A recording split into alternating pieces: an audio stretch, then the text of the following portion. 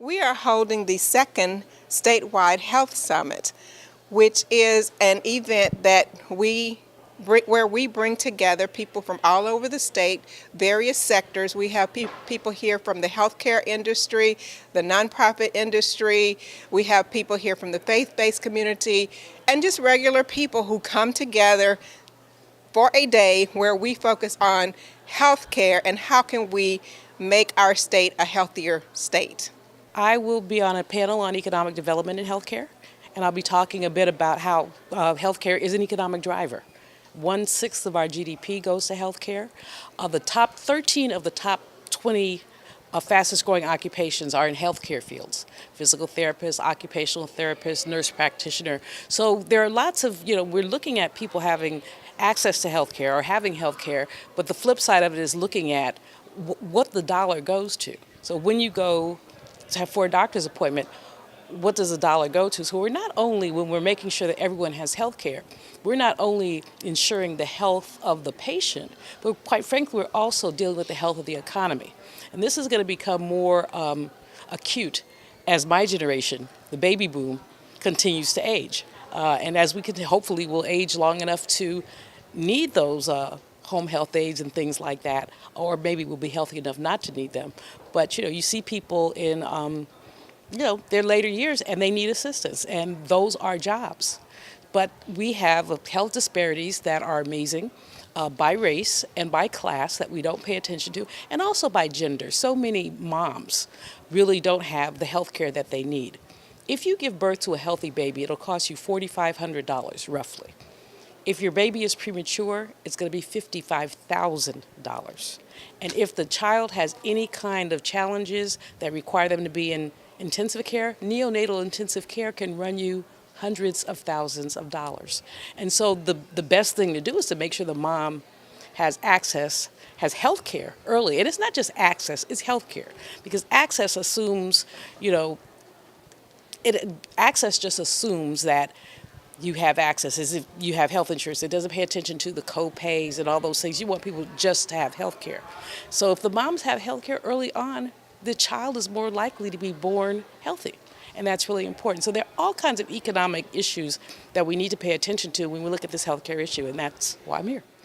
Welcome to everyone here today to the great city, the capital city of Baton Rouge, to our governor, to elected officials, and to all the participants here today. I'm so delighted to be here for the 2017 Health Summit to welcome you to Baton Rouge. Your agenda, advancing policy for a healthy Louisiana, certainly has caused us to reflect on what we can do as a city to advance a healthy Baton Rouge. I want to let you know that we have the Mayor's Healthy City Initiative, which we have branded as Healthy BR. It is the structure within city parish government that will continue to focus on our community's health and wellness. Our administration is committed to furthering the impact of this initiative and actively taking a health in all policies approach, which I believe is your agenda as well. We are committed to the 4 focus areas of Healthy BR, which include obesity, behavioral health, HIV and other STDs, and access to care. And we expect our partners and other community stakeholders to work with us to accelerate change in population health outcomes in these areas. So we are certainly in sync with your goals and objectives for this 2017 Health Summit. In closing, I will say there are many members here of the audience who participated in our transition team process, especially in healthcare. In fact, Alma Stewart, who is the chair of the Louisiana Center for Health Equity, was our co-chair of the Health Committee. And they came up with some very significant recommendations for our city and parish to embrace. And we look forward to adhering to those recommendations. And thank you to anyone else who is in the audience that participated in that process. I know you will have a very insightful and informative day, and I'm glad to be here with you. Have a great time. I am State Representative Patricia Haynes Smith, And I want to apologize first, but I'm going to leave after opening this session, and Dr. Hall will take over. But I wanted to first come and welcome you to this opportunity to have a very good dialogue on health, because it's so important.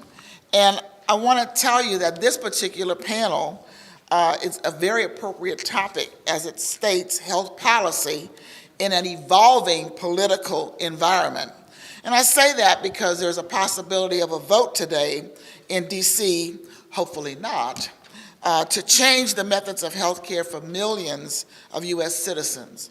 What a tumultuous time we are in as today, as we seek to protect the hundreds of thousands of even Louisiana citizens who are living, and let me repeat, living, because our governor chose to expand Medicaid in this state.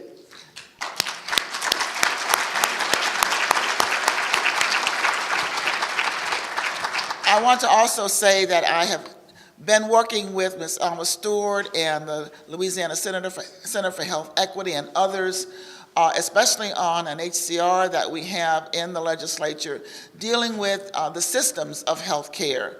We've learned a lot over the year that we've been meeting, and hope to continue that process in being able to provide reforms to some of the systems that we have in healthcare to make sure that access to healthcare is there, and especially that we also have a viable workforce to be able to deal with the individuals who need healthcare in our state.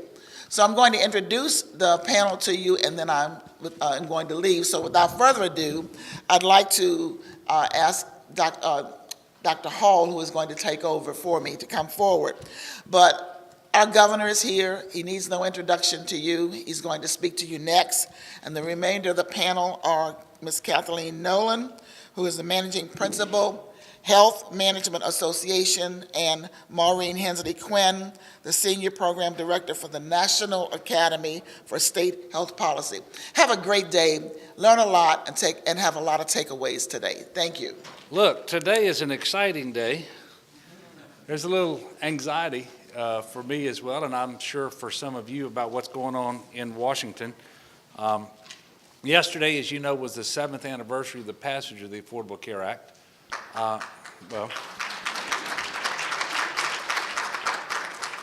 And of course, there was a push by many to make it also the day that its demise started in the U.S. Congress. That carried on to the day, and we don't know what's going to happen, but I want to talk to you a little bit about Louisiana and what our experience has been under the Medicaid expansion component of the Affordable Care Act. And it is a pleasure to be back with you for a second year in a row.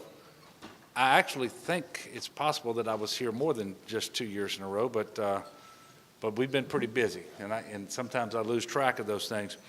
I want to thank Reverend Sizer. I tell you, his prayer reminds me of things that I have been saying for a long time. We need to come together as Americans and as Louisianans, not as Democrats or Republicans, but as Americans or Louisianans, and face our challenges and fix our problems for the benefit of everyone. And when we do that, we do mean everyone, including the least among us. And he was talking right about Matthew 25. And so I want to thank him for the prayer, and it couldn't have been more appropriate to hear that prayer as we gather today. I want to thank everybody who had a hand in bringing this event together. The conversations that are going to be had here today are important, especially in a state like Louisiana, which unfortunately ranks at the top of too many bad lists as it relates to health care, whether it's the health outcomes, whether it's the least healthy population, on insurance rates, but there's good news on all of those fronts.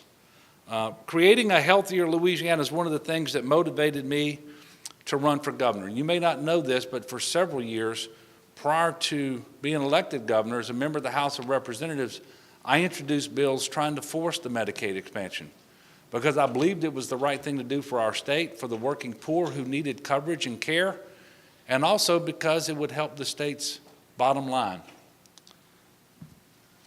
Creating a healthy Louisiana By the way, we changed the name of the Department of Health and Hospitals to the Department of Health because we are not really in the hospital business anymore, but we are in the business of health.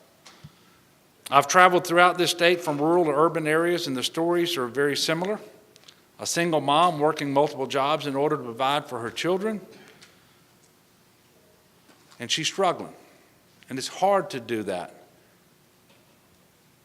And quite often she's unable to afford health insurance for herself, or maybe it's couples who lost insurance after somebody got laid off. And sometimes that happens because they actually got sick. Citizens of all ages should put off going to the doctor because they were afraid of what it would cost. We have people all over the state of Louisiana who take their prescription drugs, and without their doctor's permission or their pharmacist's permission, they cut the drugs in half so they make them stretch out further. People, this is 2017 in the United States of America, and this is still happening too often in our state, but not as often as it was happening last year. When I was here a year ago, I talked a lot about how I signed the Medicaid expansion executive order on my first full day in office, January the 12th, 2016, and how I truly believed it would make a difference in the lives of many Louisianans. As you know, that expansion wasn't effective until July the 1st of last year, but here I am 1 year later, and I'm proud to say that the results have greatly exceeded our expectations. Since coverage began on July the 1st, 400, and this is as of March the 20th, 411,221 working people in Louisiana have gained access to health care insurance through the Medicaid expansion.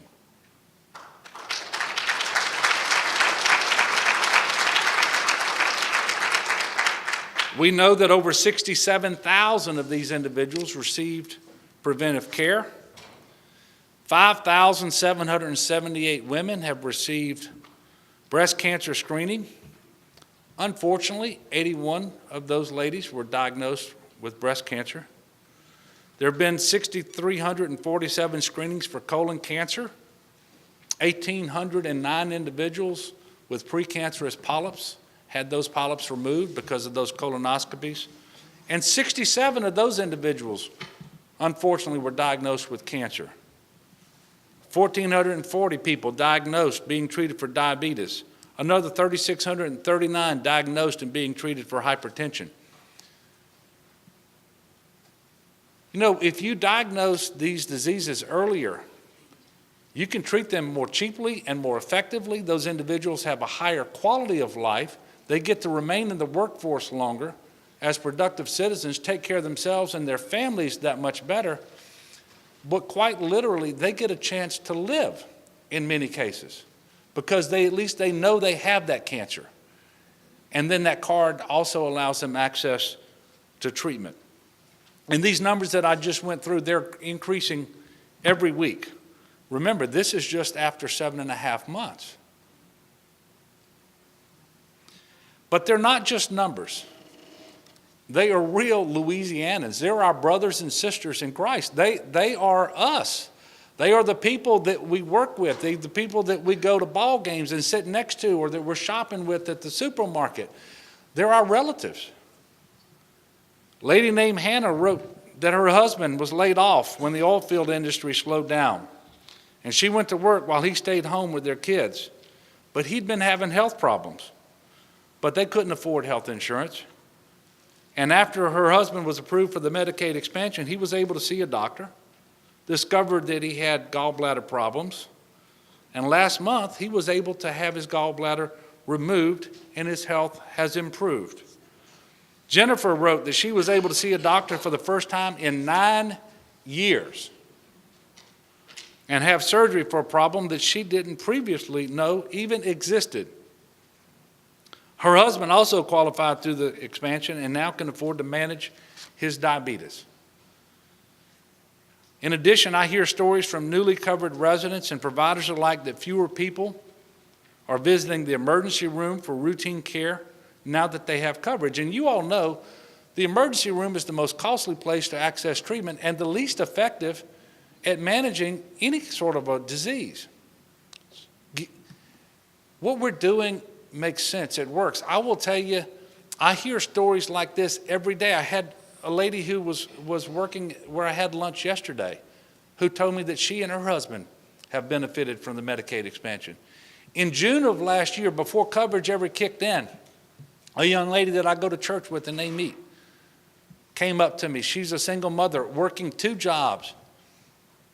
And even though the coverage wasn't effective, she had been allowed to sign up, and she actually had scheduled the surgery that she had needed for years that was going to take place immediately after July 1st.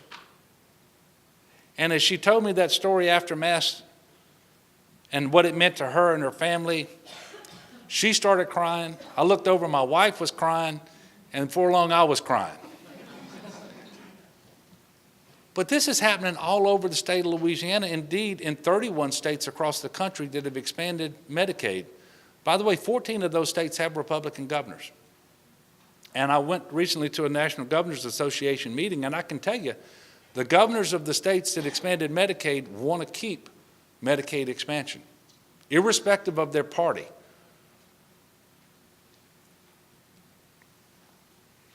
One of the most encouraging stories I heard is from a hospital administrator who told us that in November, this is a rural hospital in North Louisiana, his hospital did not, for the first time ever, treat a single uninsured patient. Think about what this means to their bottom line. All the unreimbursed care they were providing, and while many providers don't necessarily like the Medicaid rates all that much, it beats the hell out of nothing.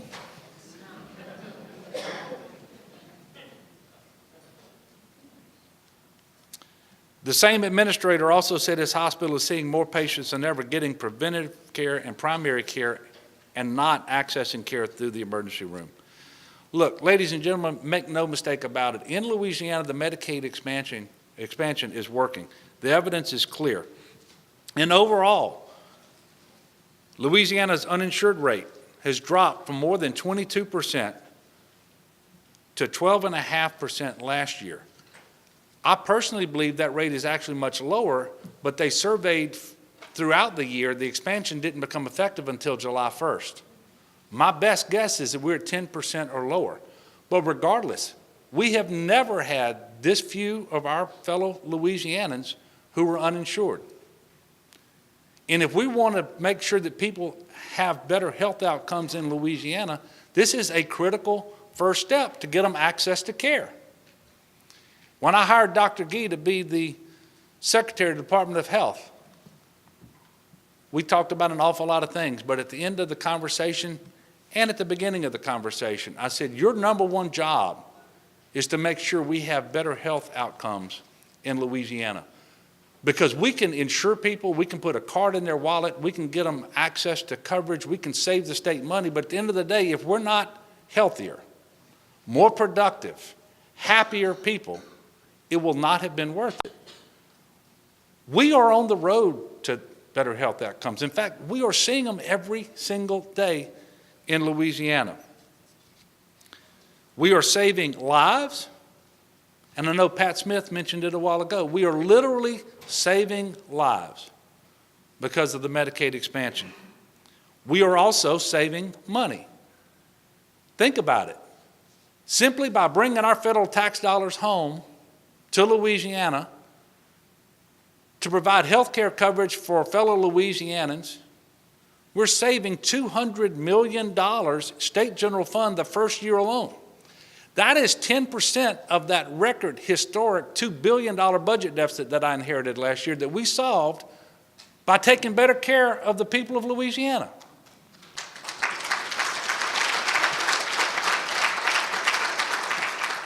And by the way, the budget problems are driven largely because of employment issues related to unemployment and underemployment, but the healthcare sector in the state of Louisiana has never employed more people than right now.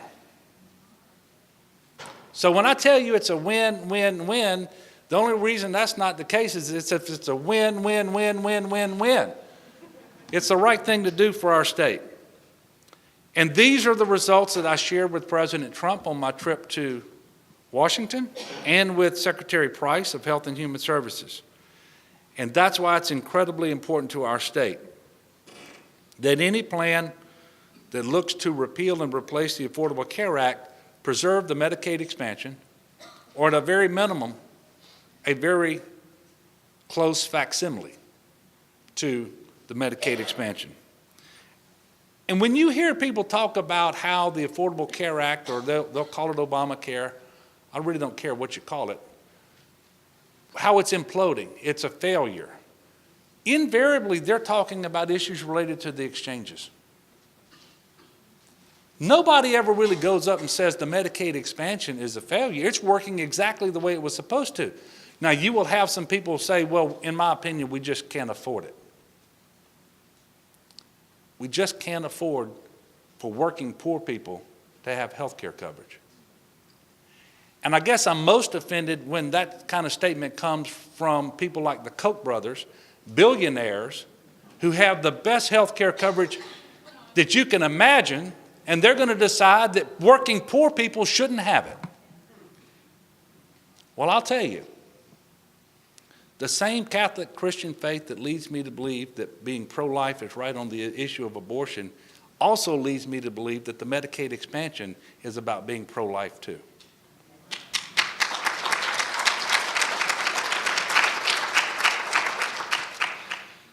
Now, I do have big concerns with the bill that's being debated today in the U.S. House of Representatives. And the Congressional Budget Office scored it as they initially came out. They rescored it, I think, yesterday. It's even worse. Make no mistake about it, should that bill become law, hundreds of thousands of our brothers and sisters right here in Louisiana will lose health care coverage. And their health will deteriorate as a result. Many of them will die before they should.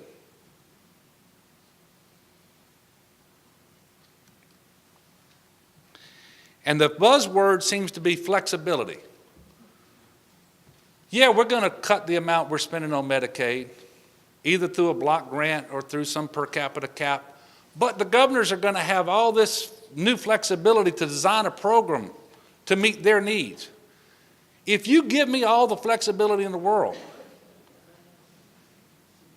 but hundreds of millions of dollars less in funding, I can't design a program that's going to deliver health care to the people who have it today. And I welcome the flexibility, but nobody should be fooled into believing that additional flexibility will make up for that lack of funding.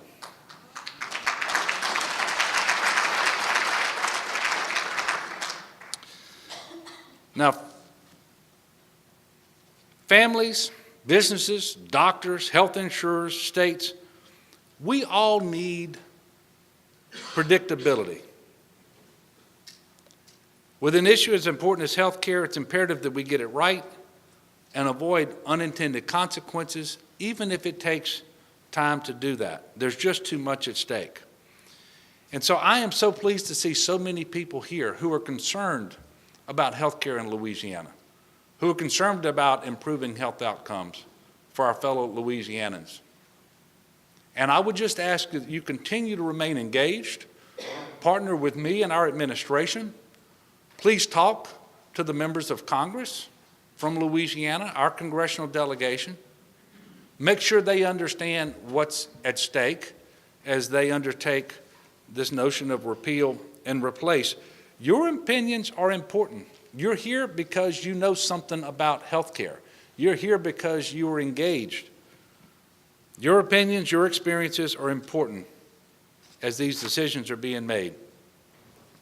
And I want you to know that regardless of what happens in Washington, I can assure you that I will continue to advocate on behalf of the people of Louisiana to work to improve health outcomes for all of our citizens. And by working together, I know that we can make a real difference.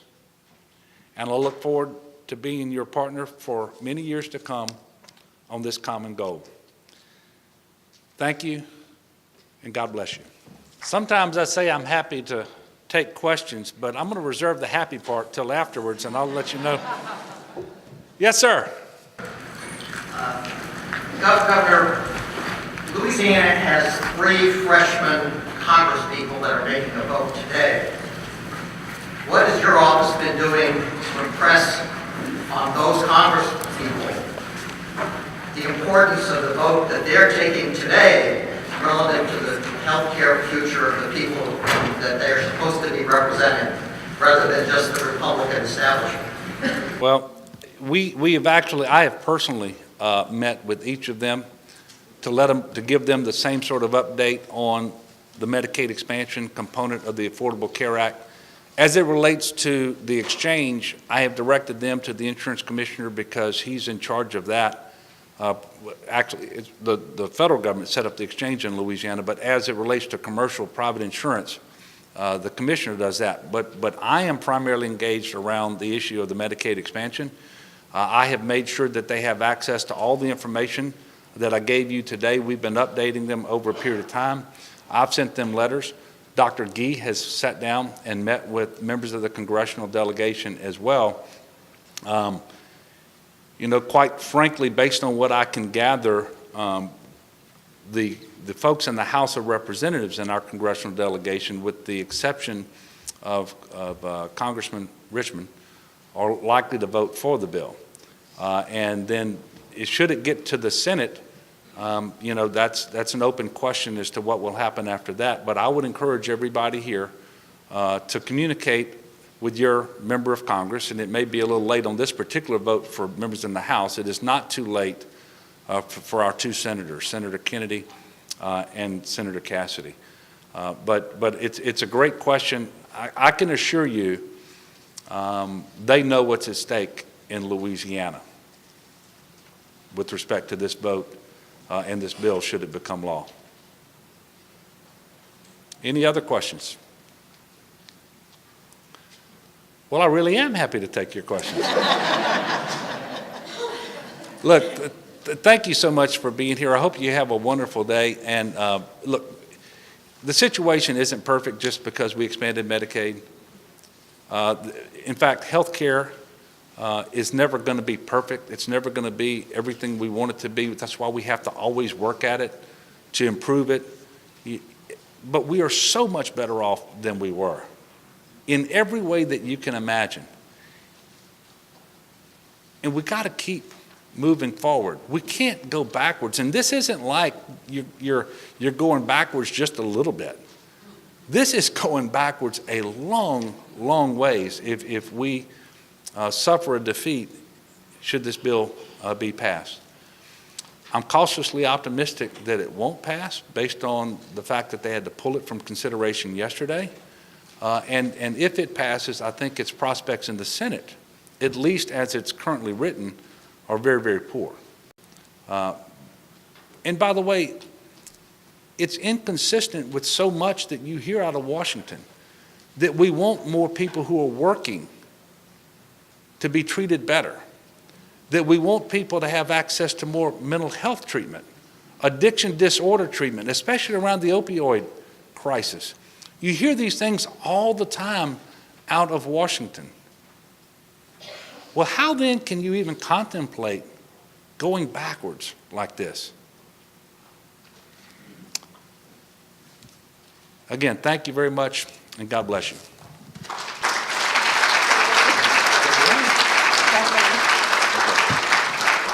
Good morning, everyone.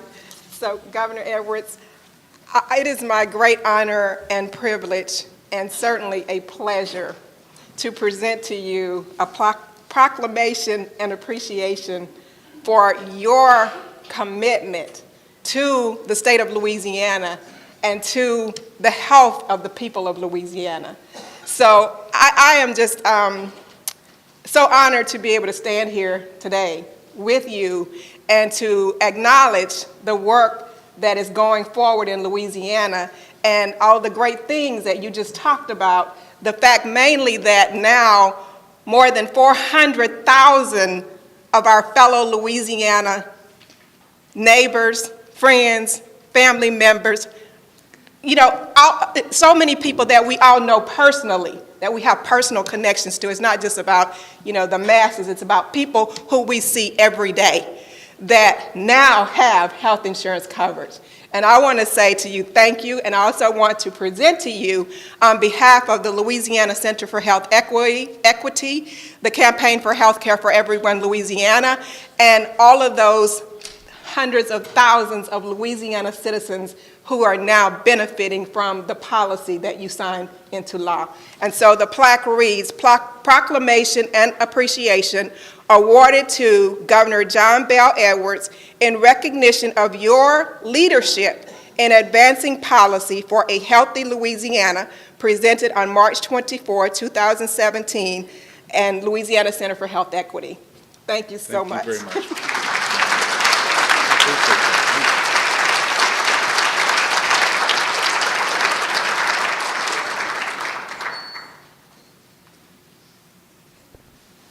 Thank you.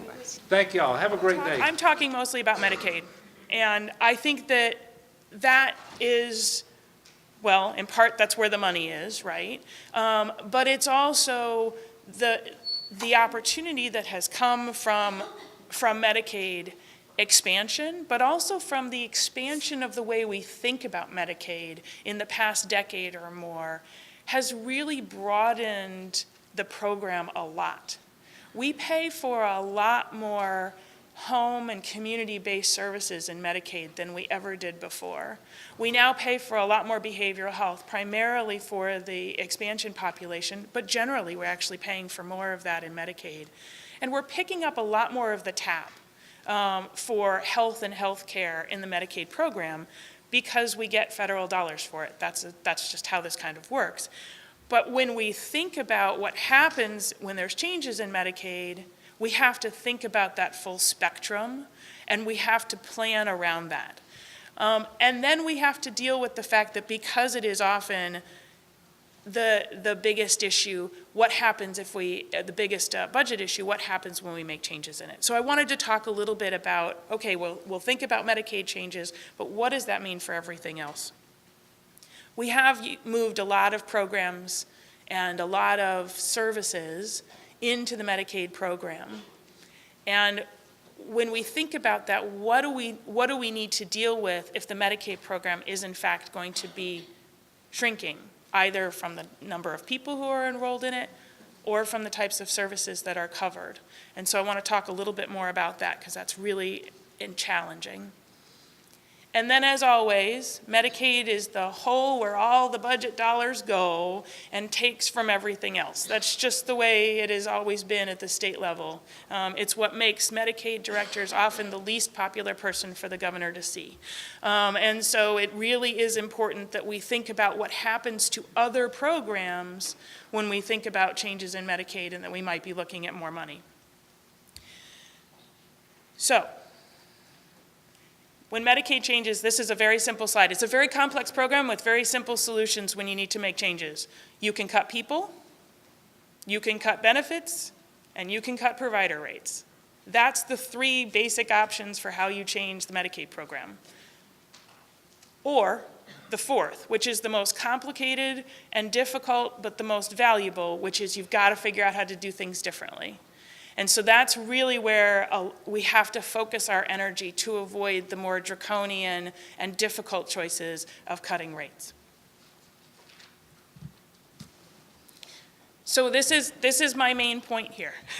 That's why I put it in bold. I learned how to do a PowerPoint, right? So in bold here, it says Louisiana sets its own course. And this is what I was saying earlier, is that it is up to you as a state to figure out how to respond to what happens federally. The whole vote that's happening today, the whole structure of the administration at HHS lays the foundation for the state Medicaid programs. And each state is going to need to figure out how to deal with what comes down the pike from those actions and that framework.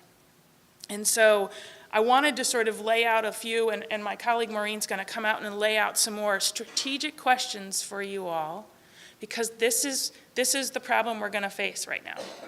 I know there's a lot of people who think that if this bill fails, we can all breathe a sigh of relief and go back to doing things the way that we've been doing them. I'm not convinced. So I really wanted to get people thinking longer term about how to move forward and how to think about response that makes sense in Louisiana, even if it doesn't make sense to you all. Last slide. I did want to talk about disparities because that's what we're here for. And I think that it's really important because the Medicaid program serves the disparate populations, those populations who are most disadvantaged. The vast majority of them are in Medicaid, whether that's those that need behavioral health, whether it's older, frail people, whether it's poor, whether it's rural, whether it's with racial and ethnic disparities. We serve more of those in Medicaid, and many of the people we serve in Medicaid fall into more than one of those buckets. And so it's really important that Medicaid be a strong core to your strategy for dealing with health disparities.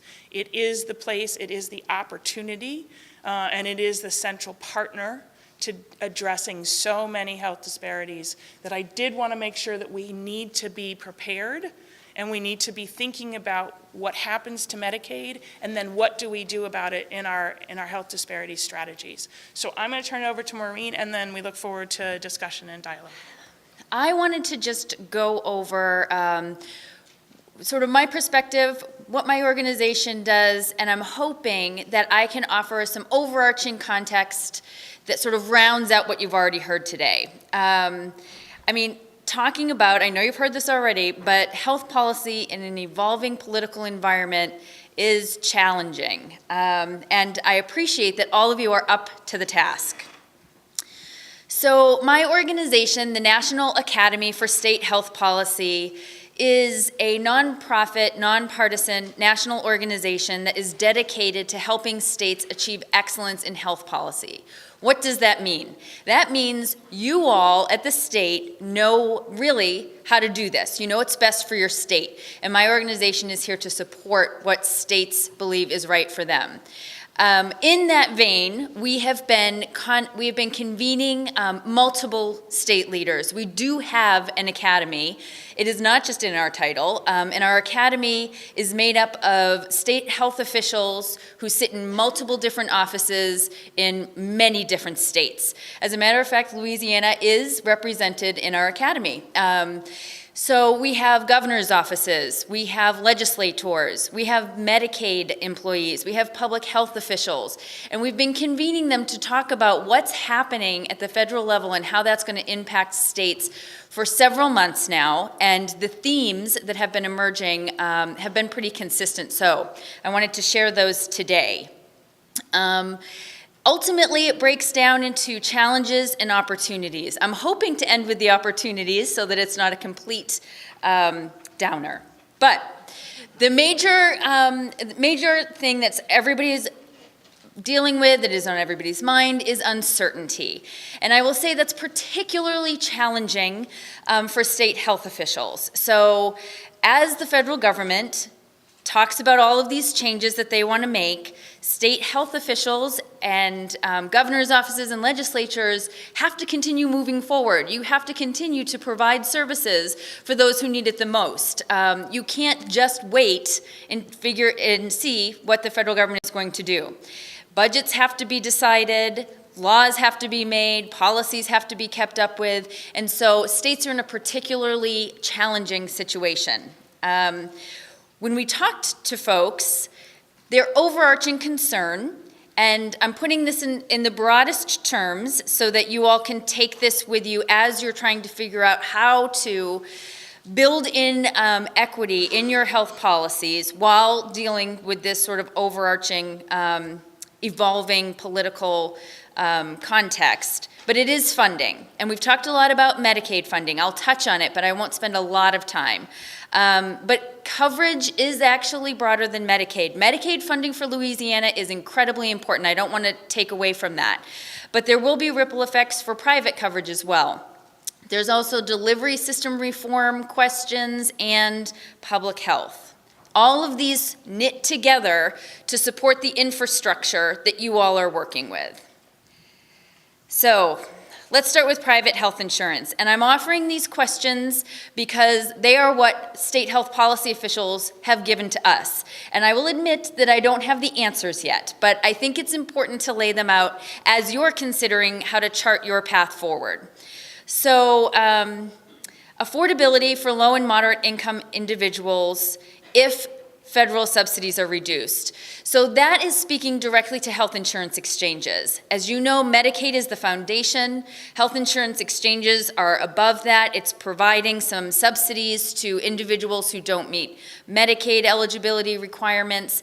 And right now, in the legislation that's being discussed in Congress, there are cuts to those subsidies. And so what will that mean to your private health insurance market if it's not affordable for people to buy into it?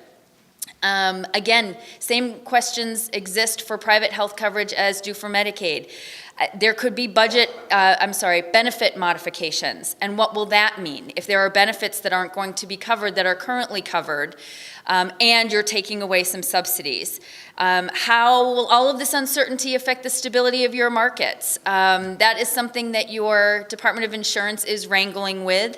And then what will the cost of policy, practice, and system changes be?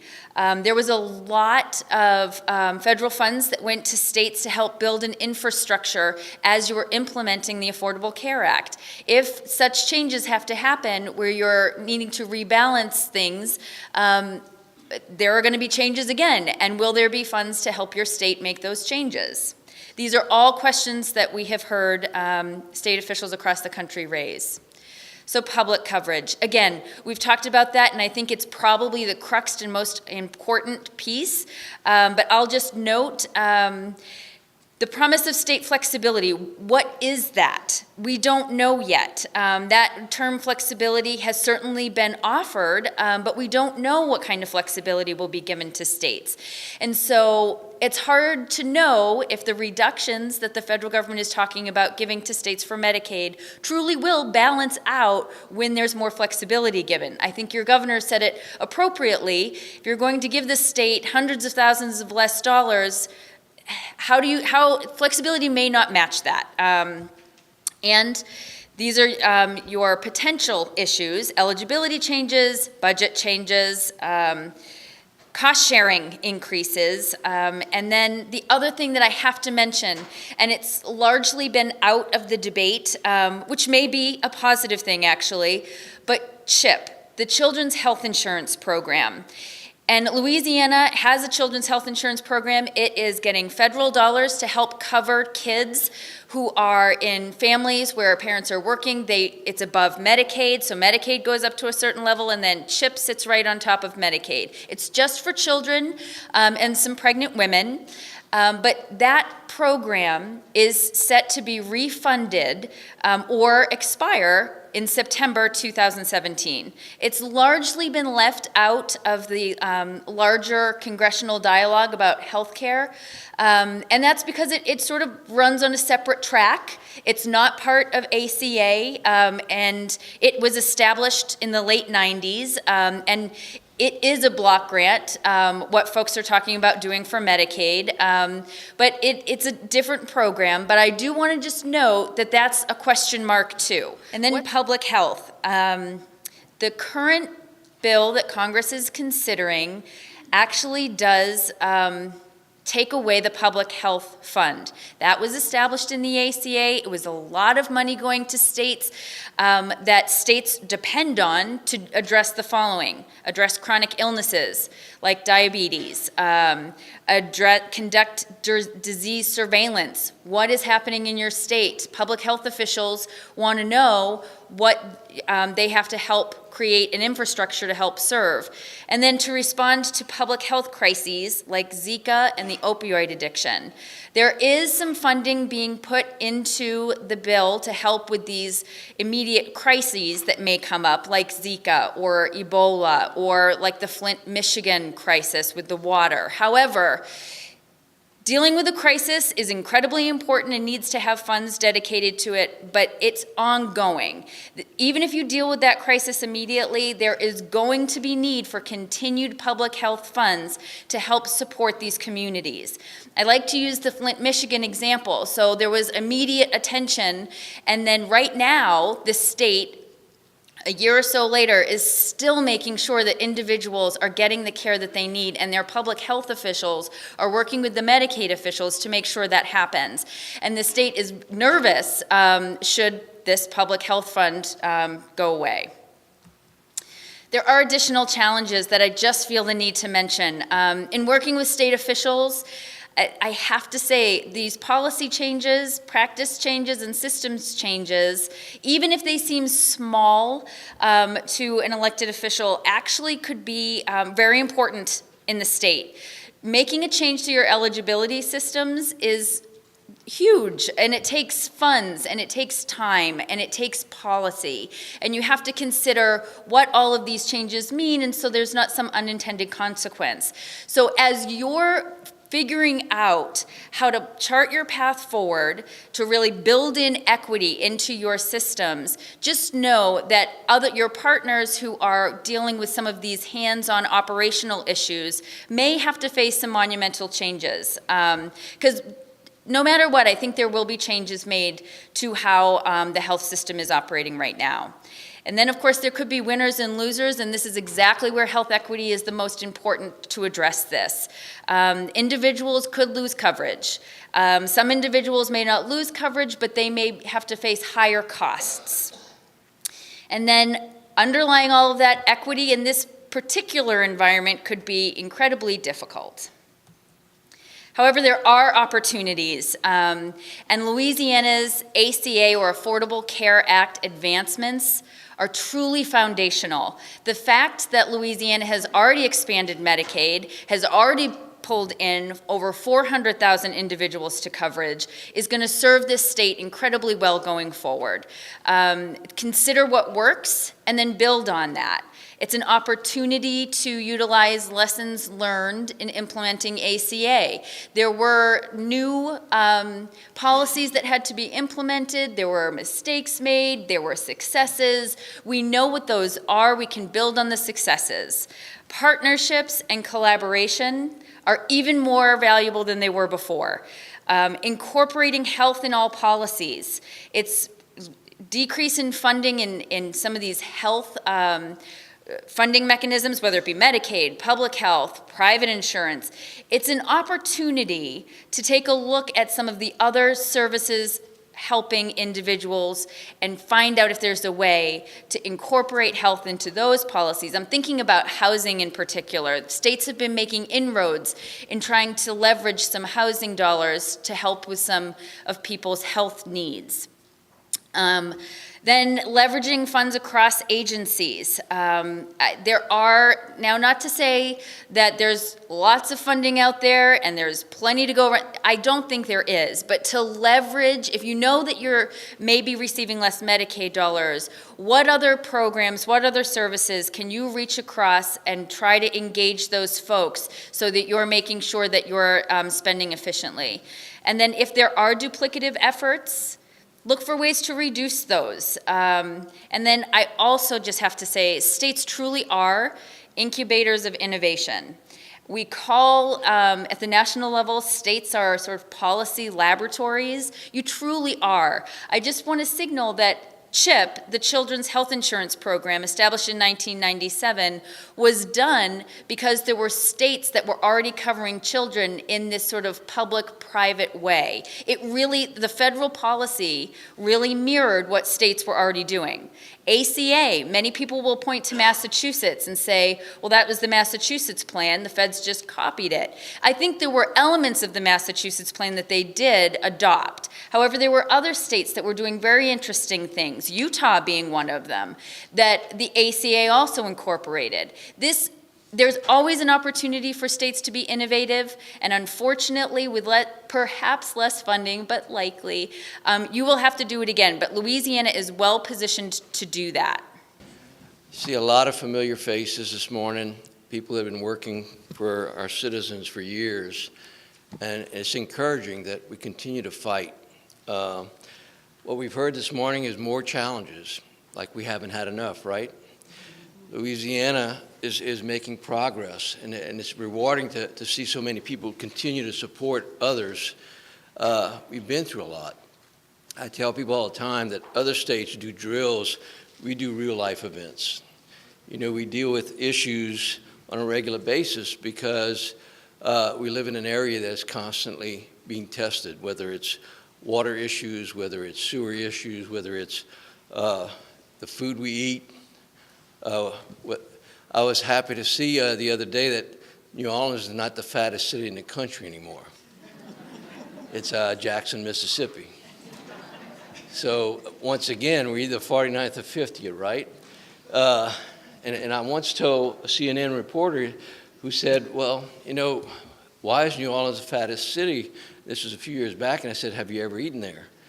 And he said, yeah, the food's great. I said, yeah, but it's not really good for you.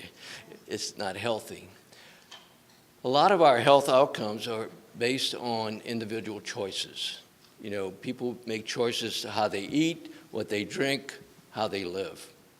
So as we look at the challenges, as we look at ways to do things differently, especially if there's less funding, the only way we can afford better outcomes if we have less money is for people to make better choices. So what I would leave you with as we work together to try to figure out how to do things better and differently is how do we change behaviors? We have a wonderful life in Louisiana. We have festivals just about every weekend. We have things, people enjoy families. We do a lot of good things, a lot of fun things. But there's some choices we make that get us in trouble. So the issues that we're going to have to decide on together, the work you're going to do today, kind of lets us figure out how to do things better. How do we measure it? How do we make sure that what little money we get, it has the most impact? How do we help the citizens that need the most help? How do the rest of us make their lives better so that our lives will be better? So again, it's sometimes discouraging to hear that, wow, once again, we're going to talk about budget cuts, how we're going to do with less money. I mean, it's a way of life. It's every year, that's what we focus on.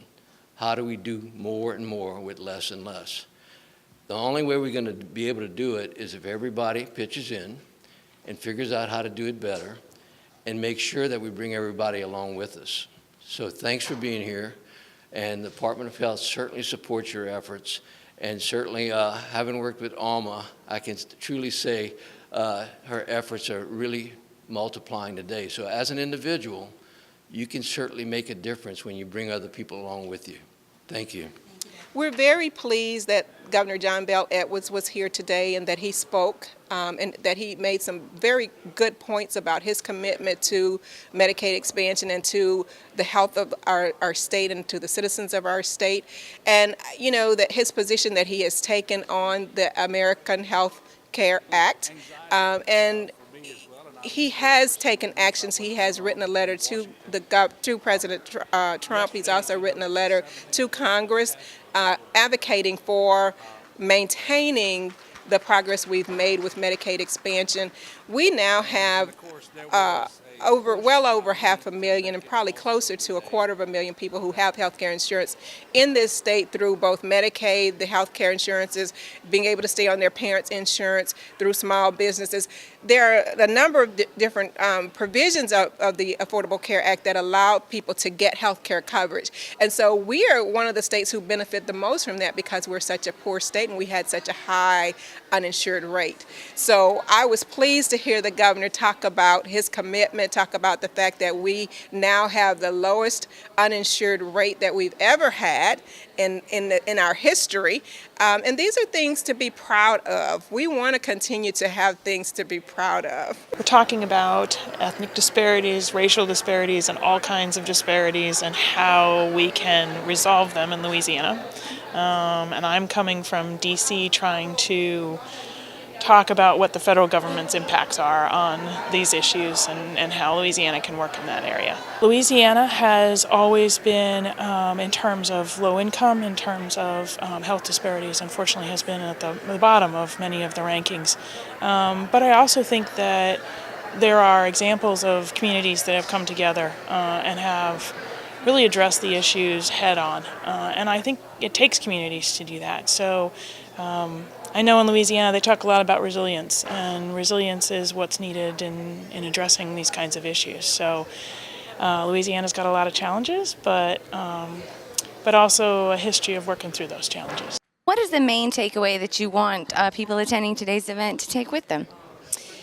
That no matter what happens at the federal level, that states still determine their own course, and that Louisiana is in a great position to do that, given all of the work that has been happening here, and that there's such vibrant conversation and dialogue and passion around this issue that you're off to a great start. Certainly the public can get involved, and we encourage everyone to get involved. We as citizens have a civic duty to be involved. There are ways to be involved by contacting your legislator, contacting your congressman, contacting all of our elected officials. I think that one of the most significant things that individual citizens can do is contact all of their elected officials. They need to hear from people who are concerned about what's happening and how it is impacting everyday people. They can go for additional information is to our website, the Louisiana Center for Health Equity. They can contact us there to find out more about the work that we do, find out more about opportunities to get involved, to get engaged, how they can contribute and support our work. If they don't want to get involved in it directly, they can certainly support it financially. And we, of course, always do need that as well to be able to continue the work that we do.